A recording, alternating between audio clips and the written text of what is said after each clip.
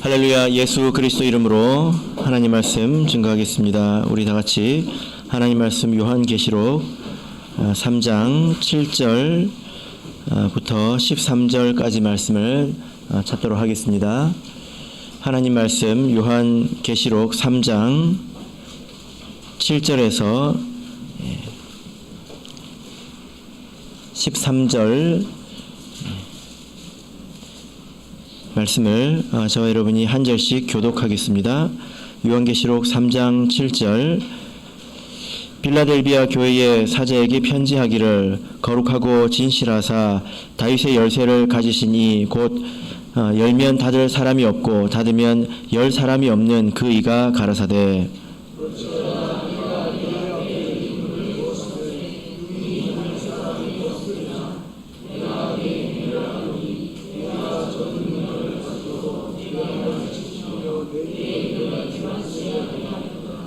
보라, 사단의 회 곧 자칭 유대인이라 하나 그렇지 않고 거짓말하는 자들 중에서 며칠 내게 주어 저희로 와서 내 발 앞에 절하게 하고 내가 너를 사랑하는 줄을 알게 하리라.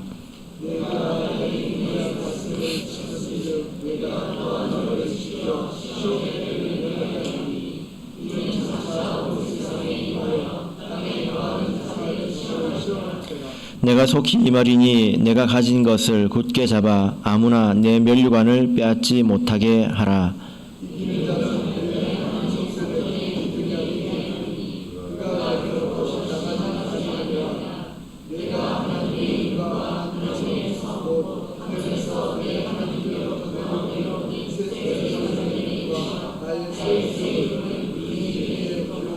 같이 읽겠습니다. 귀 있는 자는 성령이 교회들에게 하시는 말씀을 들을지어다. 아멘. 네, 오늘 이 시간은 빌라델비아 교회에 보내는 하나님 말씀을 통해서 우리 믿음을 다시 한번 돌아보는 시간을 갖고자 합니다. 이 빌라델비아라고 하는 것은 필라델피아, 미국에 있는 도시이죠. 그 이름과 같습니다. 이 이름의 뜻은 형제 사랑이라는 그런 뜻인데요. 필로스라고 하는 이제 사랑이라는 단어와 아델포스 형제라는 단어의 합성어입니다. 형제 사랑에 관한 그런 전설도 있는 그런 곳입니다.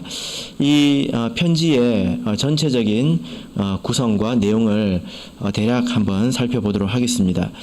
먼저 7절의 말씀은 편지의 머릿말이죠. 여기서 보면 편지를 보내신 예수님에 대해서 뭐라고 기록을 하고 있습니까? 거룩하고 진실하사 다윗의 열쇠를 가지시니 곧 열면 닫을 사람이 없고 닫으면 열 사람이 없는 그 이라고 기록을 하고 있습니다.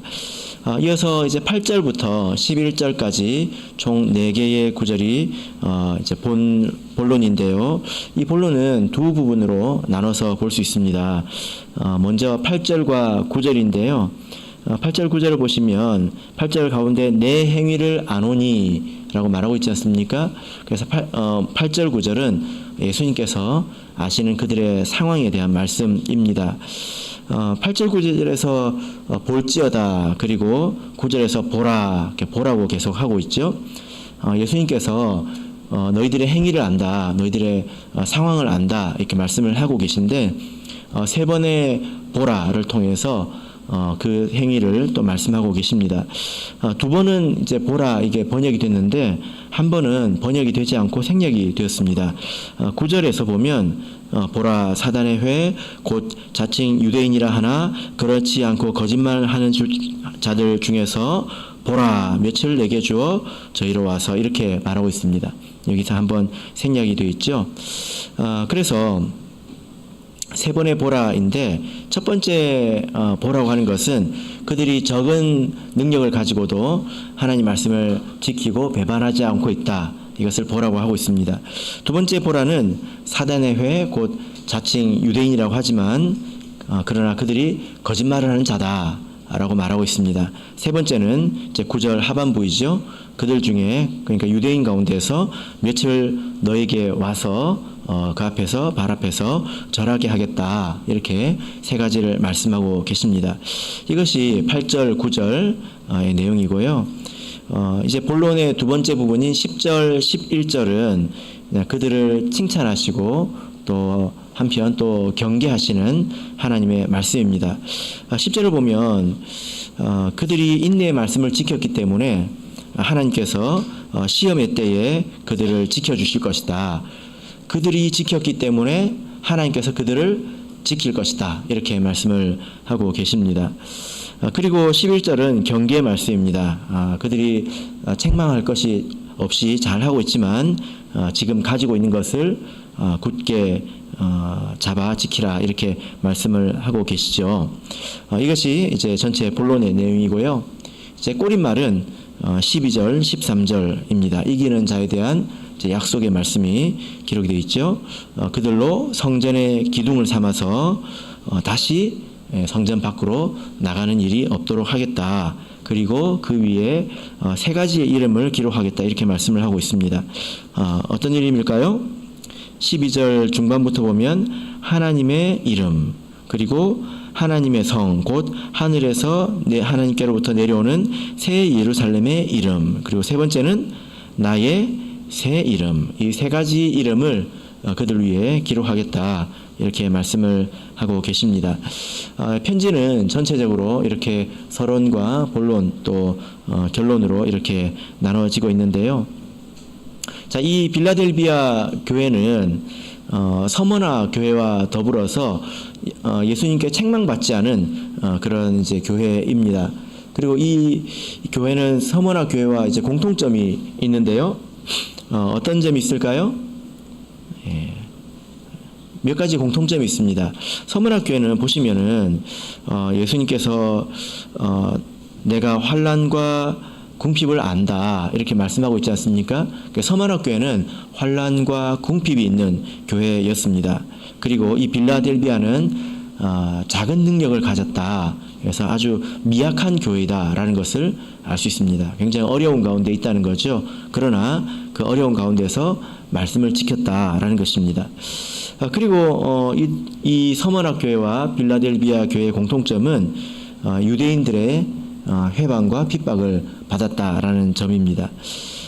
그리고 세 번째는 그들이 면류관을 약속받았다는 것입니다. 승리의 면류관을 약속받았다. 그래서 전체적으로 이 빌라델비아 교회와 서머나 교회는 책망할 것이 없는 그런 교회입니다. 지금 우리가 그 총 7개 교회 가운데서 이제 6번째 교회를 살펴보고 있는데요. 이것이 다 그 편지이지 않습니까? 어떤 교회에 편지하라 다 편지이지 않습니까? 그러면 이 7통의 그 편지를 한 통 한 통 포장해 가지고 이렇게 한 교회 하나씩 이렇게 발송을 했을까요?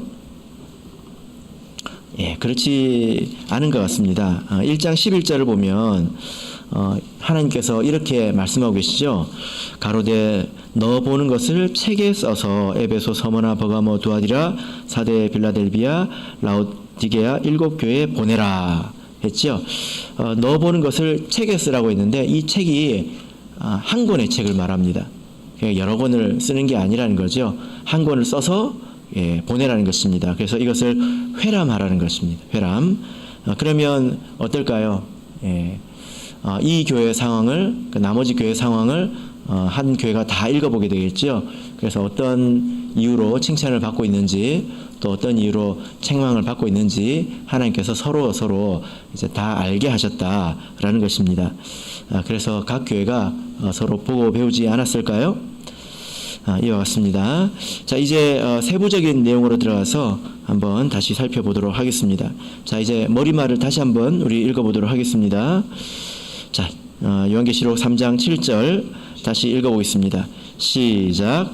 빌라델비아 교회의 사자에게 편지하기를 거룩하고 진실하사 다윗의 열쇠를 가지시니 곧 열면 닫을 사람이 없고 닫으면 열 사람이 없는 그이가 가라사대. 자, 편지를 보내신 분은 누구입니까? 거룩하고 진실하사 다윗의 열쇠를 가지시고 뭐 이분이죠. 열면 닫을 사람이 없고 닫으면 열 사람이 없는 그이 이렇게 말하고 있습니다. 그런데 원문을 보면 이렇게 되어 있는데요.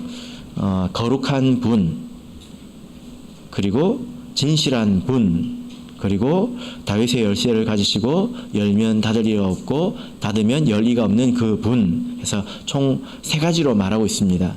거룩한 분, 진실한 분, 다윗의 열쇠를 가지신 분, 이렇게 세 가지를 말하고 있습니다.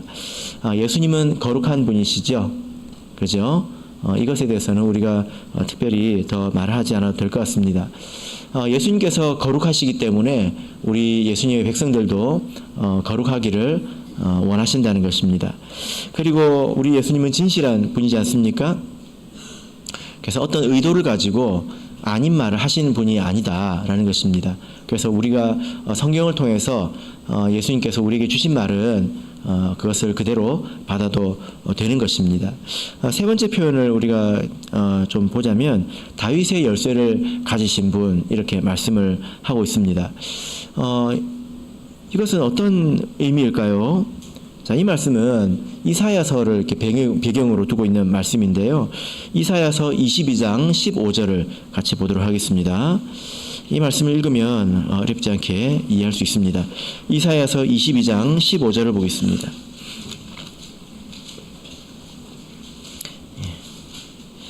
자, 여기 보면 하나님께서 어떤 한 사람을 경고하시는 것으로 이렇게 시작을 하고 있는데요. 이사야서 22장 15절 우리 같이 읽어보겠습니다. 시작. 주 만군의 여호와께서 가라사대 너는 가서 그 국고를 맞고 궁을 차지한 셈나를 보고 이르기를. 누구한테 말하라고 하십니까? 셈나라고 하는 사람인데요. 이 사람은 그 당시에 그 국고를 맡은 그 나라의 권력자를 말합니다. 이후의 내용을 보시면 이 사람이 자기의 권력으로 부당하게 자기의 재물을 쌓고 있는 것을 볼 수가 있습니다.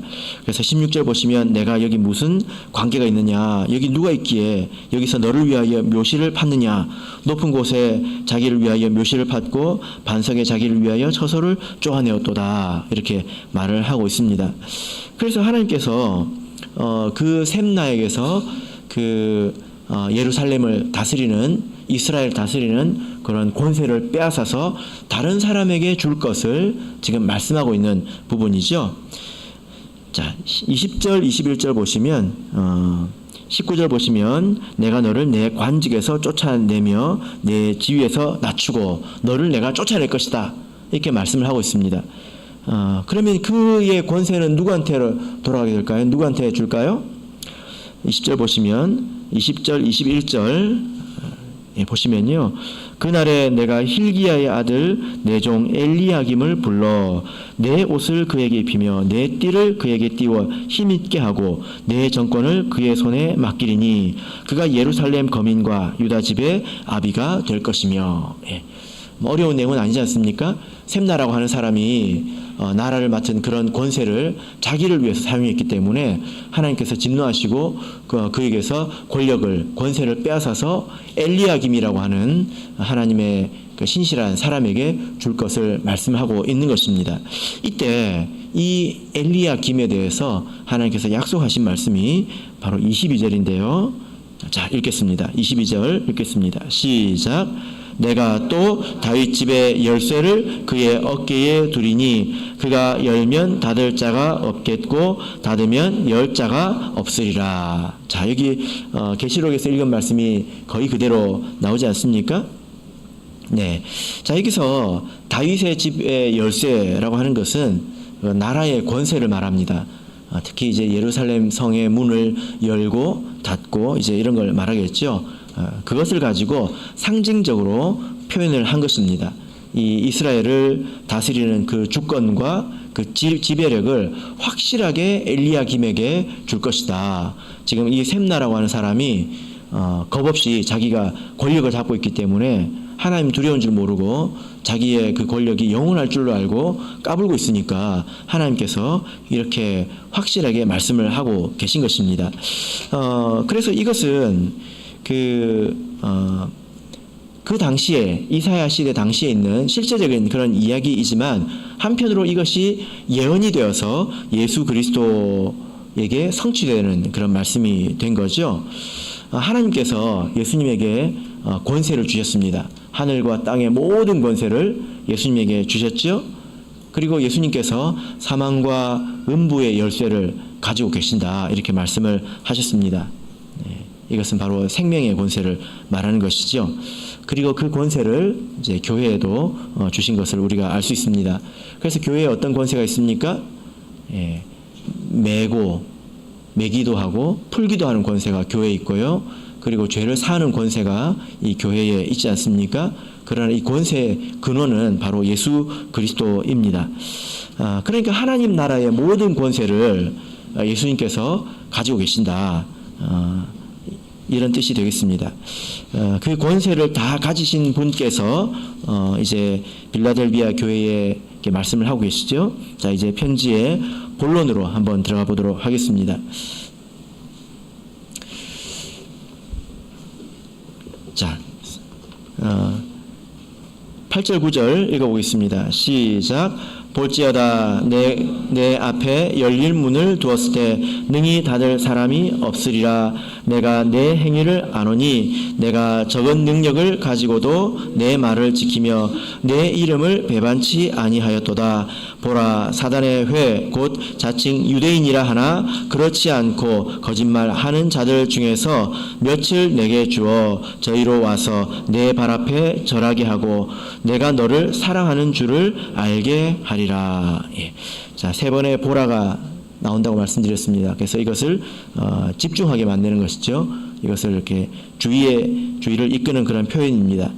예수님께서 이 빌라델비아 앞에, 그들 앞에 열린 문을 두셨습니다. 이 열린 문은 어떤 문일까요? 무엇으로 열 수 있는 문일까요? 바로 다윗의 열쇠로 여는 그 문이겠죠. 이제 구원의 문을 말하는 것입니다. 어떤 사람들은 생각하기를 우리가 이제 교회에 나오고 또 교회에 나오지 않고 이것을 자기 임의로 한다고 생각합니다. 내가 이제 교회를 안 나가야 되겠다. 그러면 안 나가고 내가 마음만 먹으면 언제든지 교회를 나갈 수 있다. 이렇게 생각을 하기가 쉽지요. 그것이 눈에 보이는 것이기 때문에 그렇습니다. 그러나 그렇지 않습니다. 하나님께서 문을 열어주셔야 우리가 들어올 수 있는 것이고 하나님께서 문을 닫으시면 우리가 나가야 되는 것입니다. 내가 내 임의로 스스로 이것을 할 수가 있는 게 아니라는 것입니다. 당시에 유대인들은 그렇게 생각을 했죠. 그들은 회당 중심으로 신앙생활을 했는데요. 이곳이야말로 구원의 문이고 누구든지 구원받기 위해서는 이곳으로 와야 된다고 생각을 했습니다. 근데 그것은 자기들의 생각일 뿐이었다는 것입니다. 하나님께서 열린 문을 누구 앞에 두셨습니까? 바로 빌라델비아 교회에 두셨다는 것입니다. 자, 우리 고린도후서 6장 2절을 보겠습니다. 고린도후서 6장 2절입니다. 고린도후서 6장 2절을 보겠습니다.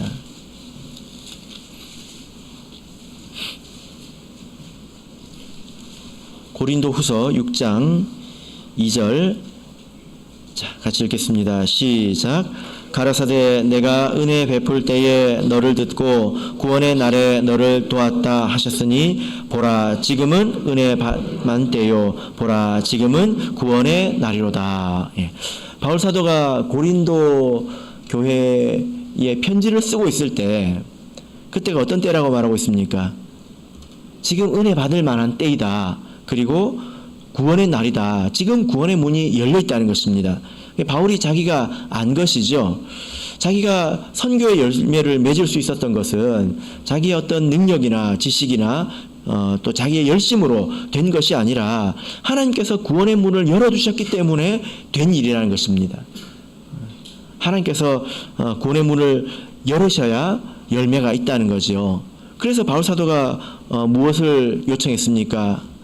골로새 4장 3절을 보시면 우리를 위하여 기도하라 이렇게 말씀하고 있는데요. 뭐라고 기도해달라고 하고 있을까요?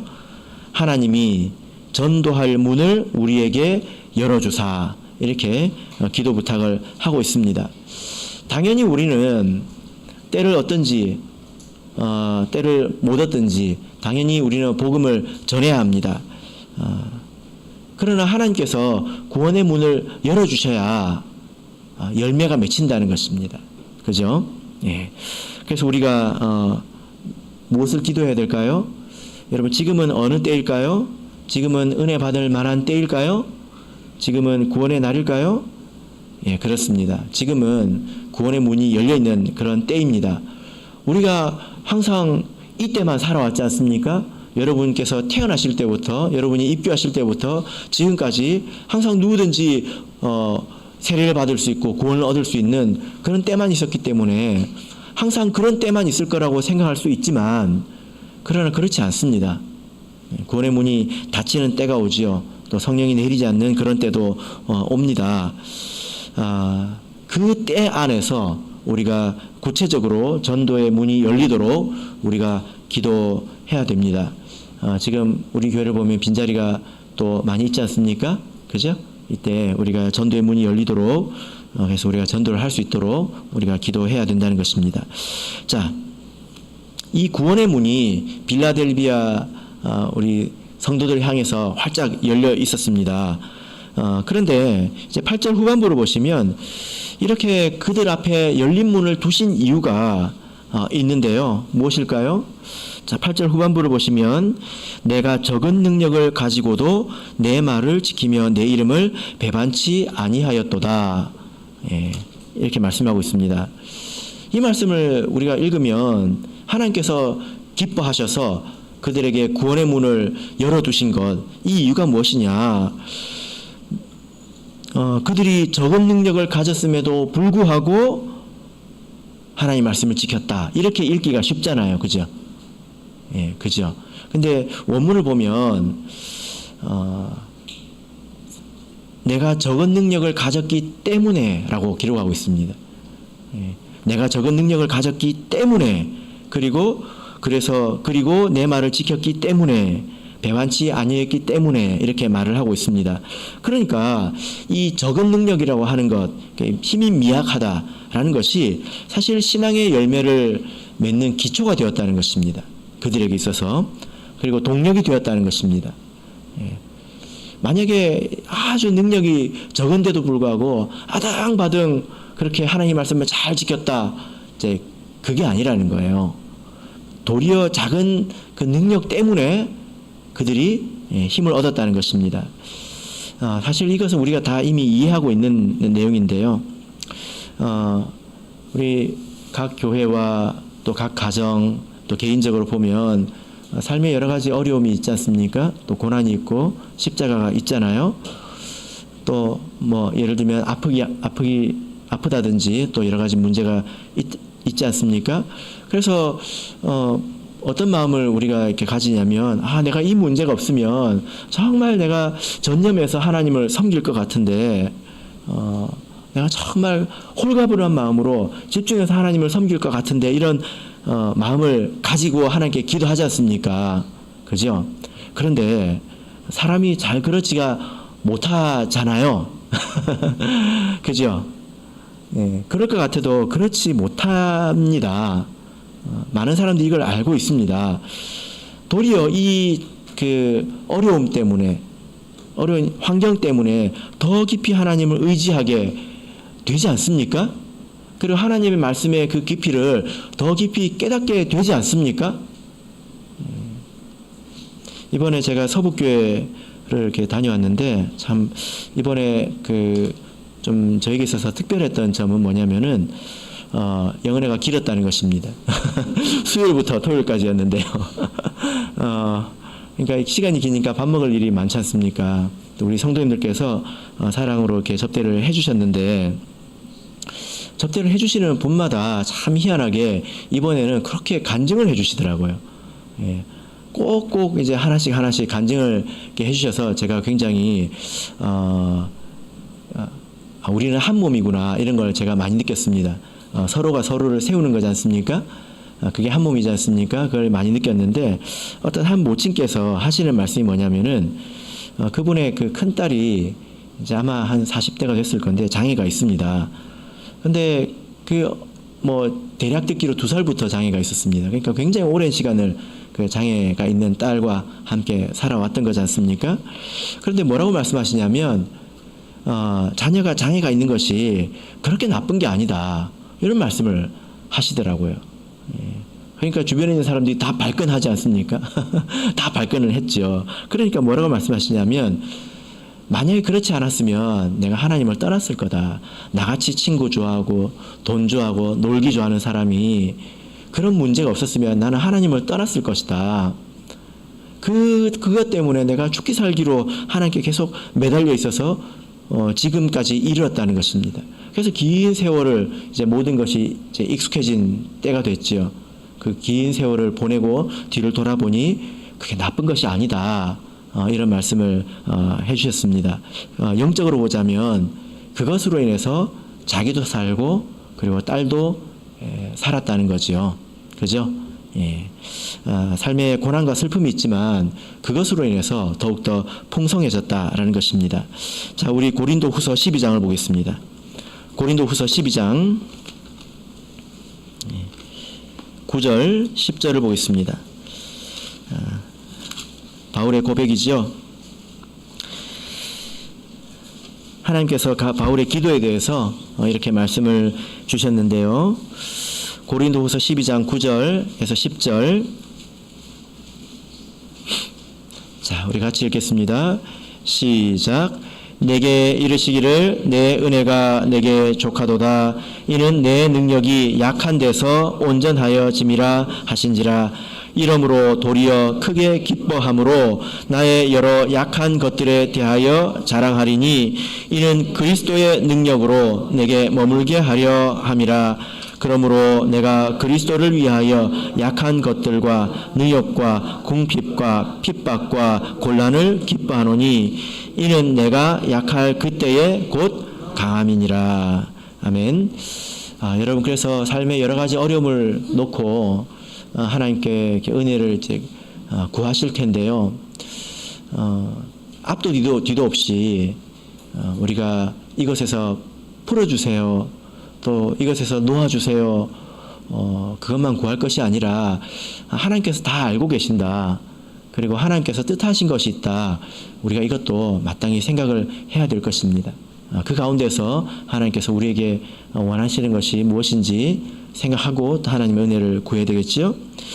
자, 9절을 보시면 하나님께서 이렇게 적은 능력 가운데서 하나님 말씀을 지키고 그리고 그 이름을 배반치 아니한 그들에게 위로의 말씀을 주시는 것을 볼 수 있습니다. 요한계시록 3장 9절을 보시면 자칭 유대인이라 하는 자들, 그러니까 자칭 유대인이라고 하는 것은 스스로 유대인이 되었다는 걸 굉장히 자랑스럽게 여긴다는 뜻이지 않겠습니까? 예. 스스로를 굉장히 자랑스럽게 여기고 있다는 것입니다. 그러나 실상은 그들이 사단의 회가 되었습니다. 사단의 모임이 되었고 사단의 회당이 되었다는 것입니다. 왜냐하면 그들이 예수님을 거절했기 때문이죠. 예. 그래서 이후에 성도를 핍박하고 있습니다. 그런데 그들 가운데서 몇이 교회에 와서 그들 앞에 어떻게 하고 있습니까? 그 발 앞에 절하게 하고, 이 말은 그 발 앞에서 절한다는 것은 교회를 향해서 이렇게 절을 하는 것이 아닙니다. 우리가 누구에게 절을 받을 그런 위치는 아니죠. 경배를 받을 분은 오직 하나님이십니다. 이들이 교회에 와서 하나님을 경배한다는 것입니다. 이것이 큰 위로이죠.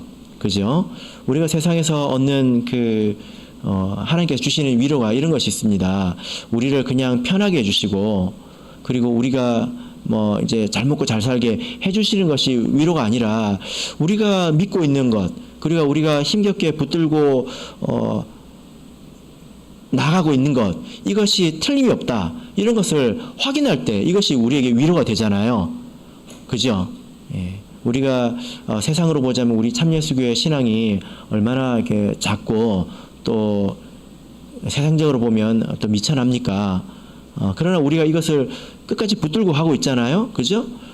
예. 그러나 어떤 이제 외부에서 어떤 사람들이 이 교회에 와서 진리를 받아들이고 인정하고 참으로 옳다, 이전에 내가 믿었던 것이 잘못되었다라고 이런 것을 받아들일 때 그것이 우리에게 위로가 된다는 것입니다.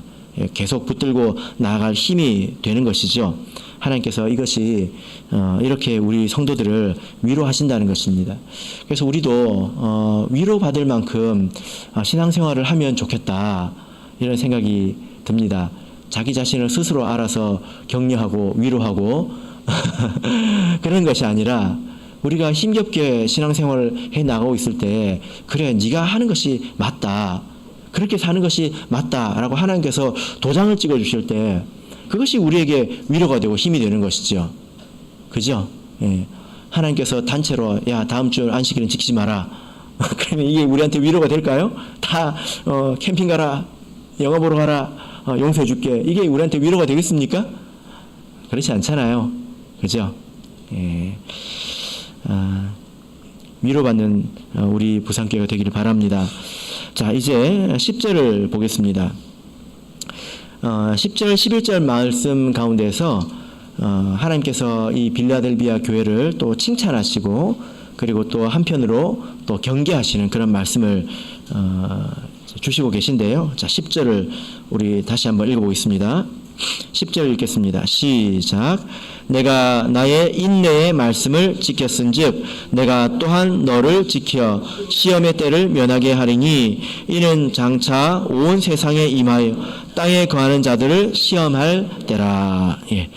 자, 그들이 나의 인내의 말씀인데 어떤 말씀입니까?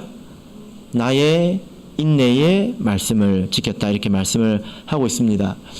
우리가 성경을 보면 이 하나님의 말씀을 여러 가지로 이렇게 수식하고 있고 또 표현하고 있는데, 예를 들면 뭐 구원의 말씀, 그리고 은혜의 말씀, 진리의 말씀, 이런 표현들이 성경 안에 있죠. 이런 것들은 말씀을 통해서 우리가 무엇을 얻는가? 우리가 구원을 얻고 또 은혜를 얻고 이런 것을 말씀하고 있는데, 이 말씀, 구원의 말씀, 은혜의 말씀, 또 진리의 말씀, 이 말씀이 한편으로는 인내의 말씀이라는 것입니다. 인내의 말씀, 이게 무슨 뜻일까요? 예, 이 말씀을 지키는 데는 인내가 필요하다는 것입니다. 가끔 이제 어쩌다가 이런 이야기를 듣는데요. 뭐 이런 것입니다. 아주 쉽게 시험에 드는 것인데, 이렇게 생각을 하는 거죠. 내가 하나님 말씀을 지키려고 했는데 왜 나한테 어려움이 생기냐? 이것은 자기 스스로 생각한 것이죠. 그죠? 내가 하나님 말씀을 지키려고 했는데 왜 어려움이 생기냐? 왜 내가 안식일에 교회를 오고 있는데 접촉사고가 나냐? 예. 여러분 어떻게 생각하십니까? 만약에 누가 이렇게 한탄을 한다면 여러분은 어떻게 권면하시겠습니까? 예. 원래 그런 거라고 말씀을 하셔야 되겠지요. 그죠? 예. 말씀으로 인해서 우리에게 어려움이 온다는 것입니다. 말씀을 지키는 것으로 인해서 우리에게 어려움이 오고 또 미움도 오고 손해도 오고, 그런 것을 우리가 인내하면서 지키는 것이 말씀이라는 것입니다. 그죠? 그래서 여기서 인내의 말씀이라고 말하고 있습니다. 성경 어디에서 하나님 말씀을 지키려는 자가 당장에 만사가 형통할 것이다, 이렇게 말씀을 하고 있습니까? 그런 약속은 성경에 없습니다. 그것은 성경 말씀을 부적처럼 생각하는 거죠. 부적을 품고 있으면은 모든 그런 재앙에서 자기를 지켜줄 것 같은 그런 기분이 들잖아요. 그 성경 말씀을 그런 식으로 생각을 하는 것입니다. 그렇지 않죠. 도리어 이 말씀이, 인내의 말씀이 약속하는 게 있는데요. 무엇일까요? 내가 나의 인내의 말씀을 지켰기 때문에 내가 또한 너를 시험의 때에서 지키겠다. 이것을 믿어야죠. 우리가 인내의 말씀을 지키면 무엇이 우리에게 옵니까? 시험의 때에 우리를 지켜주신다는 거예요. 그래서 우리가 하는 대로 하나님께서 해주시는 것 같습니다. 예, 우리가 하는 대로 하나님께서 해주시는 것 같습니다. 하나님께서 이 일을 누가 할까? 우리가 즉각적으로 응답해야 되겠죠. 그러면 우리가 하나님께 기도할 때 하나님께서 즉각적으로 응답하실 것입니다. 뒷말은 안 하도록 하겠습니다. 우리가 지켰기 때문에 하나님께서 우리를 지켜주신다. 이렇게 말씀하고 있습니다. 똑같은 말이거든요. 근데 어디서 지켜주십니까? 교통사고에서 지켜주십니까? 아니면 파산에서 지켜주십니까? 어디서 지켜주십니까? 예. 시험의 때. 근데 이 시험의 때가 언제죠? 자, 보시면 장차 온 세상에 임하여 땅에 거하는 자들을 시험할 때라. 예. 땅에 거하는 자들을 시험할 때, 그 시험의 때에서 지켜주시겠다. 이렇게 말씀을 하고 있습니다. 자, 그러면 이 그 땅에 거하는 자들이 누구일까요? 자, 지금 곧 그들에게 큰 재난이 닥칠 것을 지금 말씀하고 계시는데요. 우리가 계시록을 배우면서 이 땅에 거하는 자들이 누구인가, 그들이 어떤 일을 행하고 또 그들이 어떤 일을 받게 되는가, 이것을 이해하는 것이 또 아주 주요한 그 메시지 중에 하나입니다. 땅에 거하는 자들이 누구인가. 지금은 이제 이 사도 시대에 이 땅에 거하는 자들이 있다고 말씀하고 있지 않습니까? 예. 그런데 말세에도 보면 땅에 거하는 자들이 있다, 이렇게 말씀을 하고 있습니다. 자, 우리 계시록 6장 10절을 보겠습니다. 계시록 6장 10절.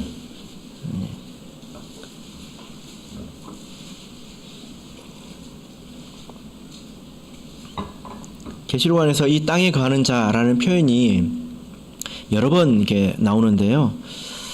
자, 우리 같이 읽도록 하겠습니다. 시작.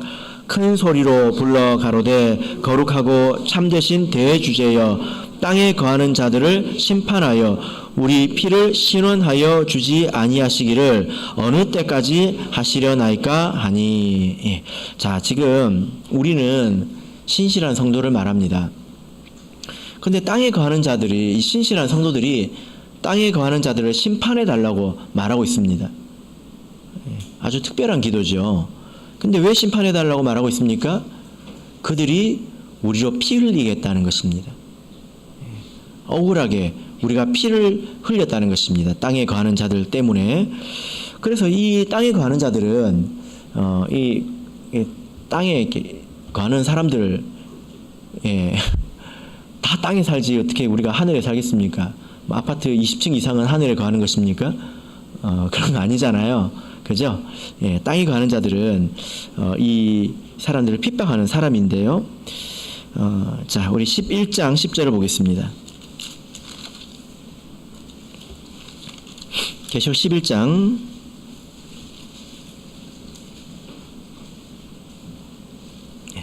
10절. 자, 읽겠습니다. 시작. 이 두 선지자가 땅에 거하는 자들을 괴롭게 한 고로 땅에 거하는 자들이 저희의 죽음을 즐거워하고 기뻐하여 서로 예물을 보내리라 하더라. 예, 이 땅에 거하는 자들이 우리 성도들을 괴롭게 했기 때문에 두 선지자가 땅에 거하는 자들을 심판하고 있습니다. 서로 대적하고 있다는 거죠. 그래서 이 땅에 거하는 자들이 누구냐면 하늘에 거하는 자들을 핍박하는 그런 자를 말합니다. 이 사람이 다 땅에 살지 뭐 하늘에 사는 사람이 어디 있겠습니까? 이것은 상징적인 표현입니다. 땅에 거하는 자라는 말은 무슨 말이냐면 이 땅에 영원히 살 것처럼 소망을 품고 뜻을 이 땅에 두고 사는 사람을 말합니다. 우리 성도라 할지라도 이 땅에서 잘 되고 이 땅에서 영화를 누리는 것을 즐거워하고 기뻐하는 사람을 말합니다. 하늘에 거하는 사람은 하늘에 거하는 자는 어떤 사람들을 말할까요? 빌라델비아 성도들과 같이 하늘에 소망을 품고 이 세상은 나그네처럼 살아가는 성도를 말합니다. 여러분 부자 되고 싶으십니까? 그러면 이 땅에 거하는 자일 가능성이 높아요. 우리는 영적으로 풍성한 사람이 되어야지요. 그죠? 이 땅에 소망을 두면 나중에 이렇게 등지게 됩니다. 8장 13절을 보겠습니다. 이렇게 하나님께서는 사람의 중심을 아시기 때문에 다 아시죠? 계시록 8장 13절을 보겠습니다. 자, 이 사람들에게는 무엇이 있을까요? 자, 읽겠습니다. 시작. 내가 또 보고 들으니 공중에 날아가는 독수리가 큰 소리로 이르되 땅에 거하는 자들에게 화가 있으리로다.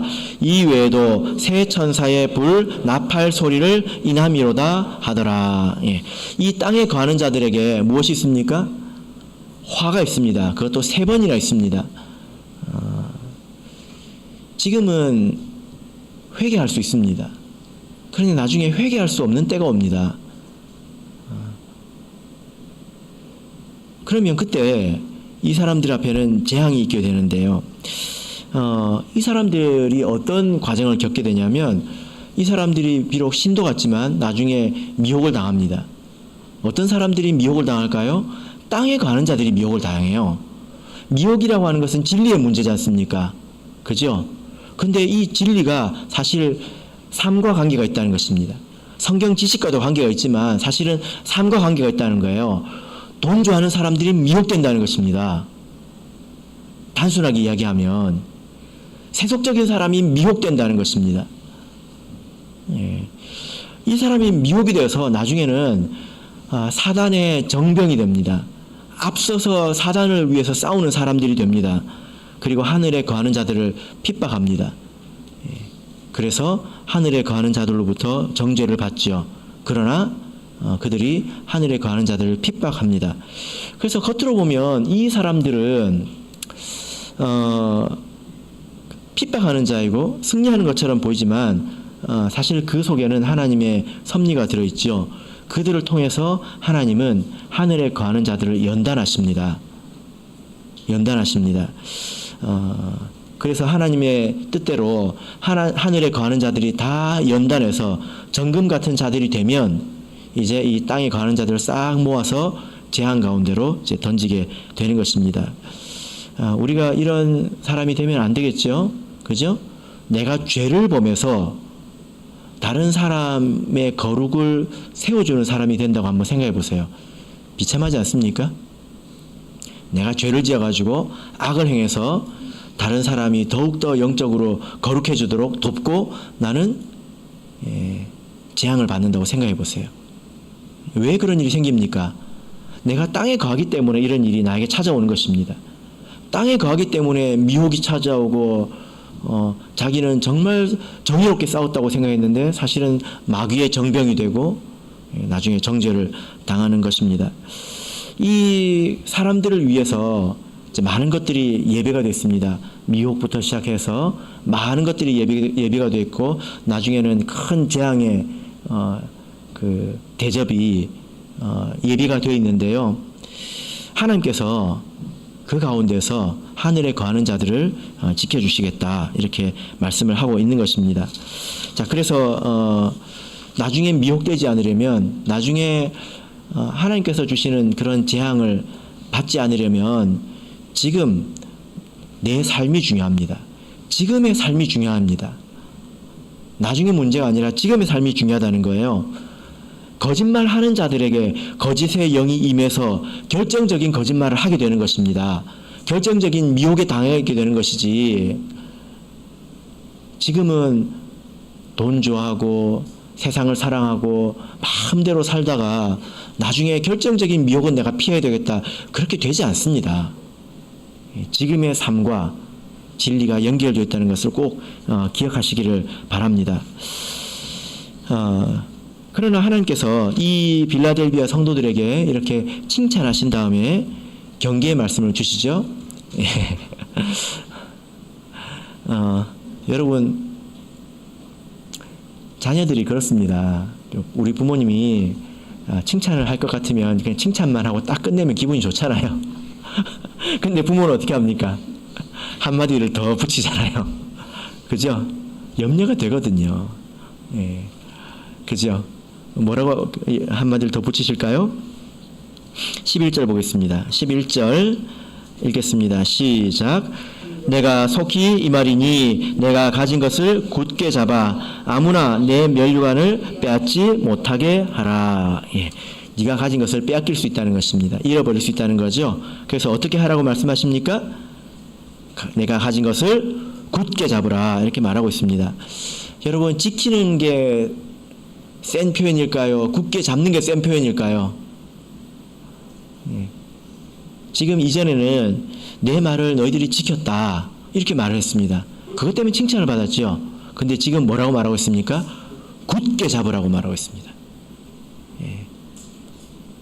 더 힘을 써야 된다는 것입니다.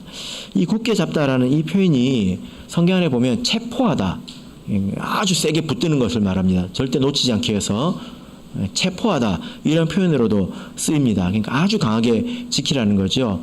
그래서 하나님께서 이 빌레아들비아 성도들이 말씀을 잘 지키고 또 이렇게 구원의 문이 열려 있는 상태를 기뻐하셨지만, 그러나 그들이 하고 안주할까봐 하나님께서 이렇게 말씀을 붙이시는 것을 우리가 볼 수 있습니다.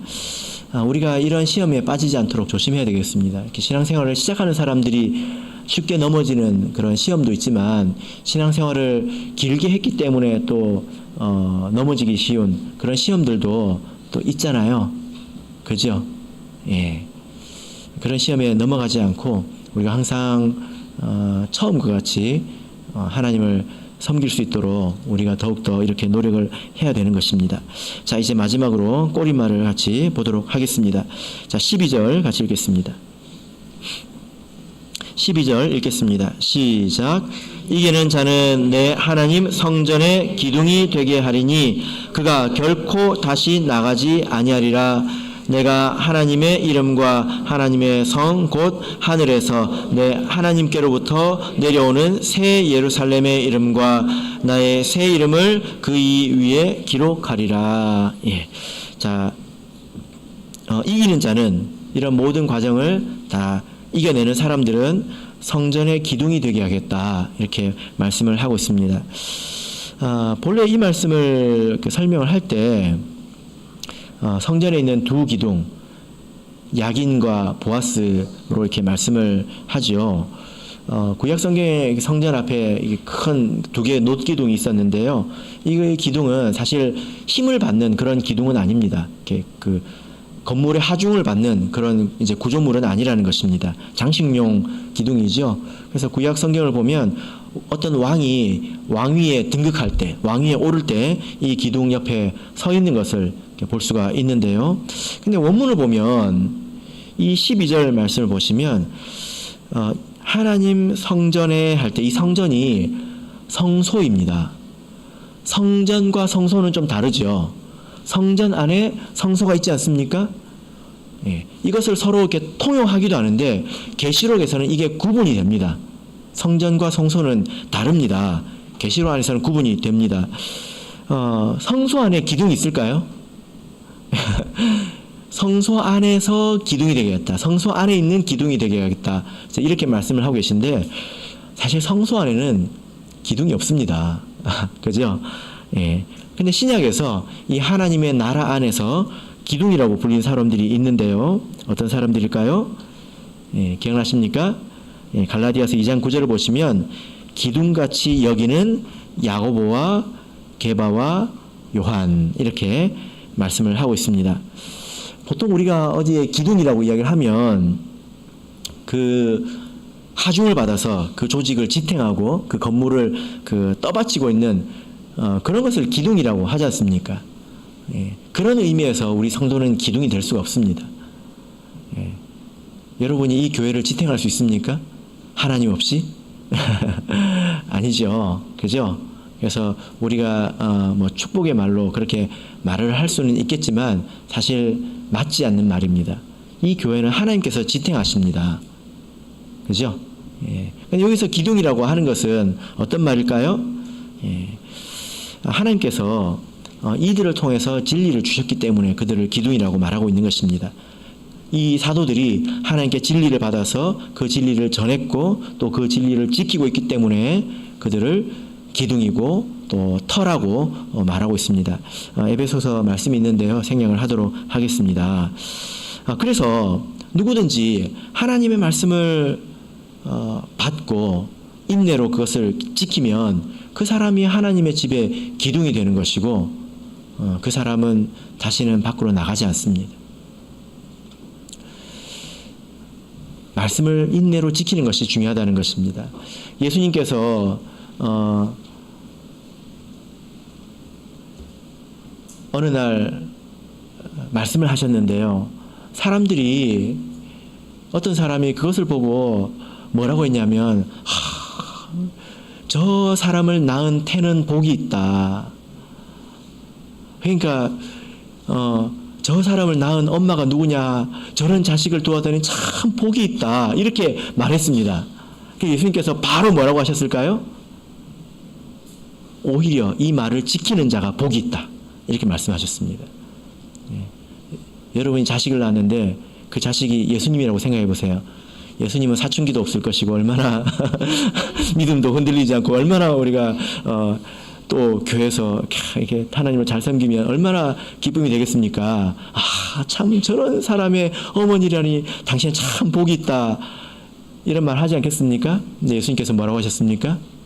아니다. 이 말씀을 듣고 지키는 자가 오히려 복이 있다. 예수님께서 이렇게 말씀하셨습니다. 말씀의 결론 맺겠습니다. 이 빌라델비아 교회는 칭찬, 책망받을 것이 없는 그런 교회였죠. 왜 그랬을까요? 어쩌면 그들이 고난 가운데 있기 때문에 그랬을 것입니다. 그래서 고난이 도리어 그들을 세워가고 있는 것을 볼 수 있고 그들로 말씀의 가치를 알고 굳게 붙들게 하는 것을 볼 수가 있습니다. 이 또한 하나님의 은혜이지 않겠습니까? 예수님께서도 고난 가운데서 말씀을 전하셨고 다윗도 고통 가운데서 수많은 시편을 남겼습니다. 하나님께서 우리에게 주시는 것을 우리가 기쁘게 받고 그 가운데서 우리가 하나님의 말씀을 지키기를 예수 그리스도 이름으로 축복합니다.